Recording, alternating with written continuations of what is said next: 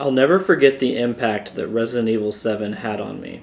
To put it bluntly, I was not ready for what I was about to experience. I was completely caught off guard because of my lack of expectations for this game. To be honest, I wasn't even aware that there was a Resident Evil 7 until I bought a PS4 Slim back in 2016. You see, after RE4, I was slowly starting to lose interest in the Resident Evil franchise. Up until this point, I had been a fan of the series from the beginning. I played Resident Evil back in 1998 and became a true fan with Resident Evil 2 and 3. Resident Evil 3 Nemesis was actually the first game I beat in the series, thanks to the Easy Mode. Easy Mode started the player with an assault rifle and extra resources overall throughout the game. Once I defeated Nemesis, I was hooked and my fanhood for the series was born. As the years went on, I ended up picking up a Sega Dreamcast and discovered Resident Evil Code Veronica, a very underrated game in the series and still to this day is one of my favorite in the entire franchise. The game was challenging and borderline terrifying to me as a kid. After spending years with the Dreamcast, I eventually picked up a Nintendo GameCube. This is when I discovered the Resident Evil remake,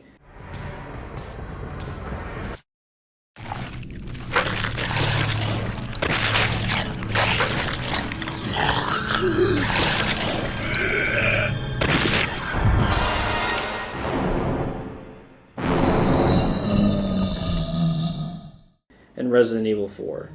Both incredible titles that I could go on and on about. At this point in my life, my Resident Evil tank was full, and the anticipation for the next mainline title was at an all-time high. This is the point of the story where it starts to take a turn for the worse. Now we are in the Xbox 360, PS3 era. This generation had its highs and lows for myself. The Revolution games were pretty solid, but nothing to really write home about. Resident Evil 5 was a mixed bag of emotions for me. It really seemed like Capcom was feeling the pressure of producing a more action-based co-op game, instead of the traditional formula from past titles, which had action elements but still maintained a healthy survival horror balance with the action. Many will blame RE4 for this transition, and I'd have to agree for the most part. Nevertheless, I still remember popping in RE5 for the first time and being shell-shocked with the direction of the game. The daylight setting was puzzling to begin with, and then the complete over-the-top Call of Duty style action sequence at the beginning of the game just left me dumbfounded. What is this? What am I playing?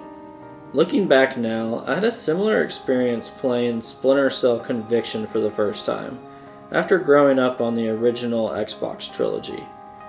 They both felt like completely different games from what I was used to. To be clear, I do enjoy the story of Resident Evil 5, but that's not enough to overlook the shitty AI of Sheva, little to no puzzles, a clunky inventory system that has to be shared with Sheva, and my biggest issue overall, the game is not scary at all. I forced myself as a lifelong fan to see it through to the end, only to witness the most ridiculous moment of the franchise where Chris is literally punching a boulder while fighting Wesker in an active volcano. Disappointment is an understatement for what I was feeling at the completion of RE5.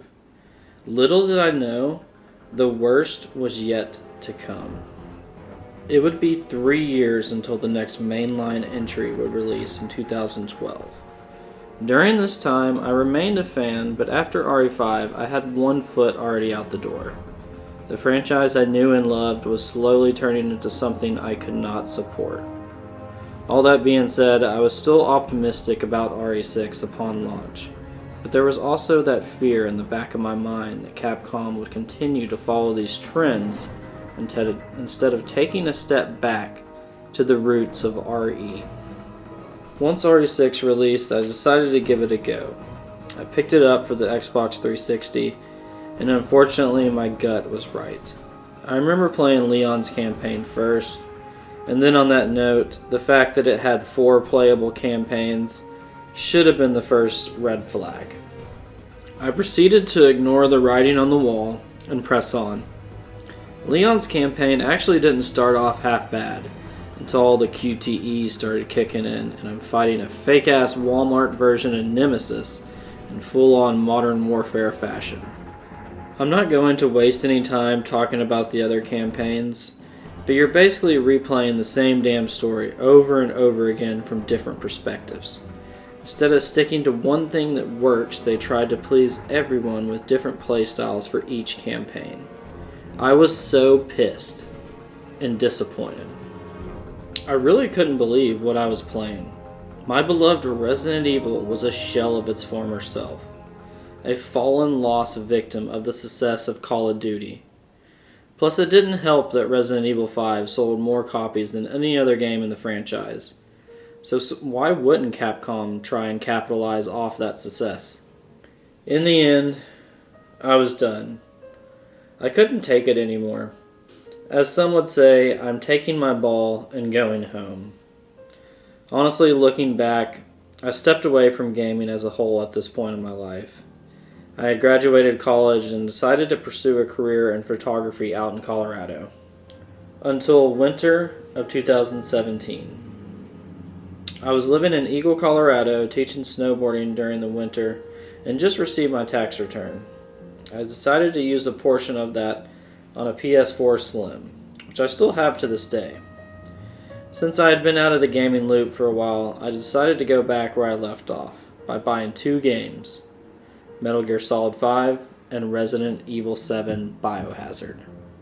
I didn't mention it earlier, but I'm a huge Metal Gear Solid fan as well.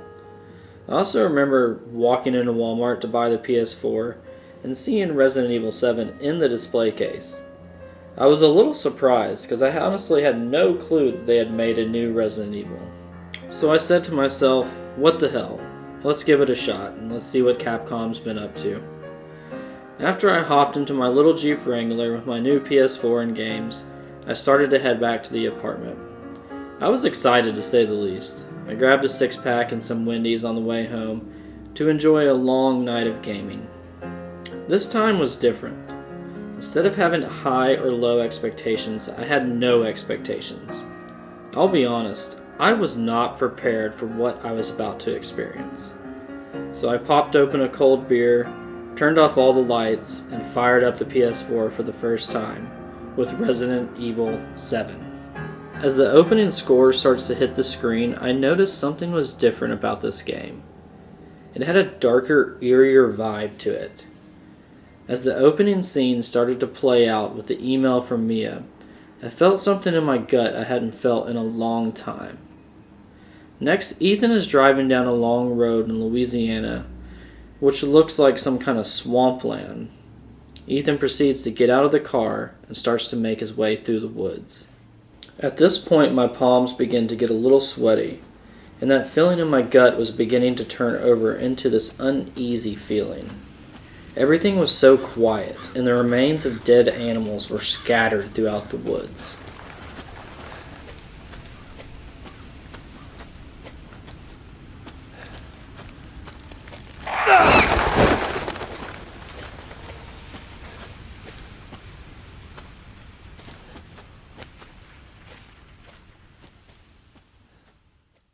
A nervous energy started to creep into my body as a flash of Jack Baker walks across the screen. I thought, who the hell was that? I continued until I found an old rundown house. Making my way through the back door, I'm greeted with a pure, disgusting filth of a room.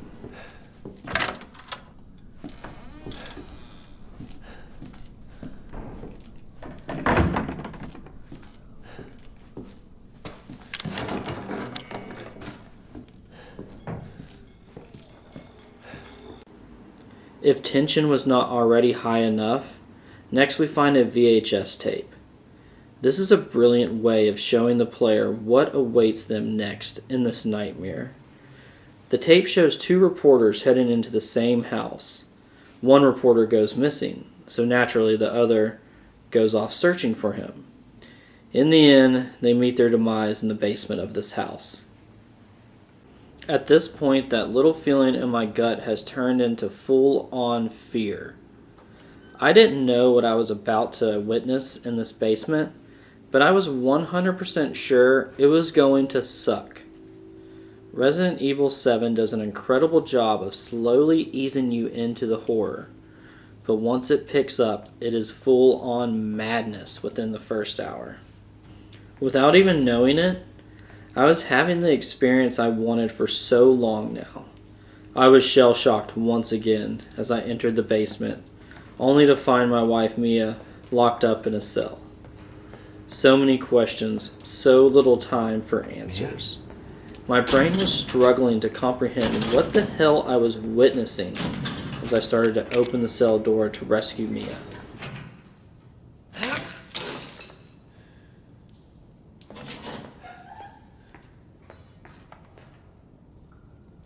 Mia, oh thank God I found you. It's me, it's Ethan. Ethan? Ethan? Are you alright? You shouldn't be here. What do you mean? You contacted me. No, I wouldn't. Did I? Did anyone see you? Did he see you? Hey, who else is here? What the hell's going on? Daddy's coming. We need to go. Daddy? We need to go now! Ethan and Mia are just as confused as myself in the situation. As we attempt to escape from the basement, Mia seems to be out of it and needs to sit down to rest. I continue to look around for an exit and return to Mia a few minutes later. One problem though. Mia is gone, leaving us only with the haunting scream we heard a few minutes prior. My heart was racing as I continued to make my way through this nightmare playing out in front of me. I had never experienced anything like this before. I felt like I was in a Texas Chainsaw Massacre movie. What happens next is burned into my memory. As you continue to search the house, you must make your way back down a staircase.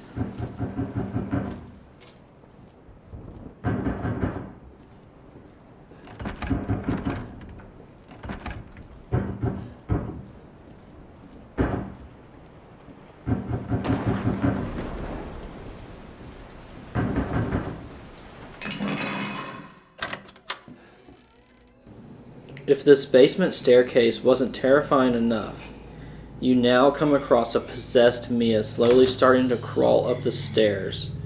It's like a scene out of The Ring.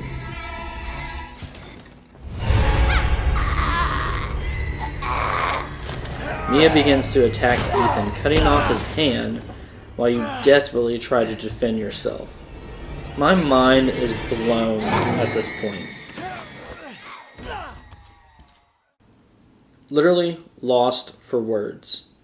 I could not believe that this was just the beginning of the game. After picking up my jaw from the floor, I pressed on, only to meet Mia again.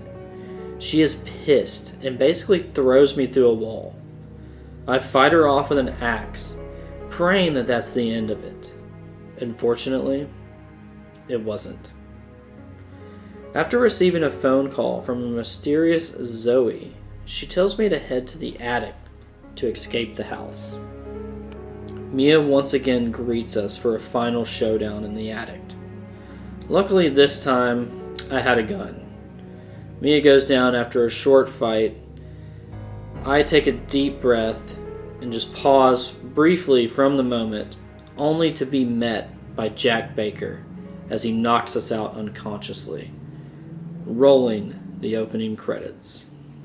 Still to this day, I have not experienced such a powerful and effective opening to any game. I'm not kidding. That opening freaked me out so bad, it took me 2 years to finally go back and pick up where I left off to beat this game. I was so overwhelmed my first few attempts at trying to beat it, and not to mention the atmosphere, the music, the lighting, and sound design.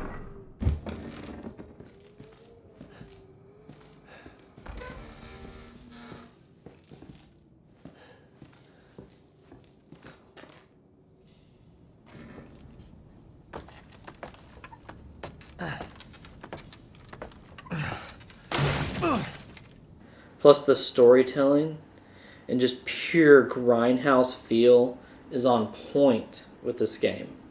This opening sequence alone brought me back to the Resident Evil franchise. In so many ways, it revitalized the entire franchise and my love for survival horror. I respect Capcom for taking some risk in rebooting this series. Resident Evil 7 and the incredible RE engine were the foundation of the success that Resident Evil is experiencing today. It has brought back many of the OG fans like myself, and now a whole new generation that is experiencing the franchise for the first time. It's safe to say, as RE fans, we are eating good right now, and I've never been more excited about the future of the franchise than right now. I hope you enjoyed my little story time, and I'd love to hear about your first playthrough of RE7 in the comments below. Make sure to smash that like button and consider subscribing for more nostalgic drives down memory lane. Until next time, stay blessed.